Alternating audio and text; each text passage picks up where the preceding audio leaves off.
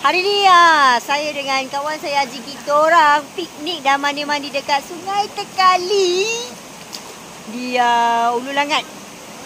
So kita orang jalan naik ke atas sikit untuk sampai kat sini. Ni memang tempat ni syok syok untuk mandi.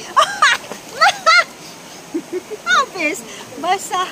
Macam dah nak naik atas ni macam tak ramai sangat orang. So bolehlah tenang-tenang sikit, nak mandi-mandi, nak terjun, nak berendam macam tu lah. Tapi air dia sejuk.